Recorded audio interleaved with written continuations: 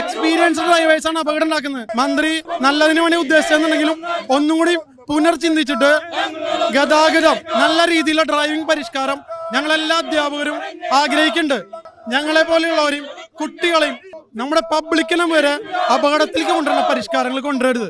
മന്ത്രിക്ക് തെറ്റുപറ്റിയതാവാം, അല്ലെങ്കിൽ ആരെങ്കിലും തെറ്റിദ്ധരിപ്പിച്ചതായിരിക്കാം.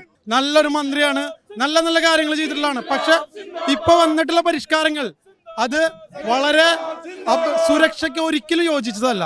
മന്ത്രിയുടെ മുന്നിൽ വയ്ക്കാനുള്ള അപേക്ഷ എന്തെന്നാൽ, ഞങ്ങളുടെ ഈ സമരത്തിന് മുന്നിൽ ഞങ്ങളെ പരാജയപ്പെടുത്താൻ നോക്കാതെ ഞങ്ങളെ ഒരു കോർഡിനേഷൻ വിളിച്ചുകൊണ്ട് ഒരു സംയുക്തമായ ഒരു ചർച്ചയ്ക്ക് ആവണമെന്നാണ് ഞങ്ങൾക്ക് അപേക്ഷിക്കാനുള്ളത്. പരിഷ്കാരങ്ങൾ എന്നും ഞങ്ങൾ സ്വാഗതാർഹമാണ്. നടപ്പിലാക്കാൻ പറ്റാത്ത പരിഷ്കാരങ്ങളുമായി മുന്നോട്ട് വന്നാൽ ഡ്രൈവിംഗ് സ്കൂളിൻ്റെ വാഹനത്തിൽ ഡബിൾ ക്ലച്ച് ഇല്ലാതെ ടെസ്റ്റ് കൊടുക്കാൻ സാധ്യമല്ല. ഏതൊരു കൊച്ചുകുട്ടിക്കും അറിയാൻ പറ്റാവുന്ന ഒരു പരിഷ്കാരമാണ് ഇവിടെ നടപ്പിലാക്കാൻ പോകുന്നത്.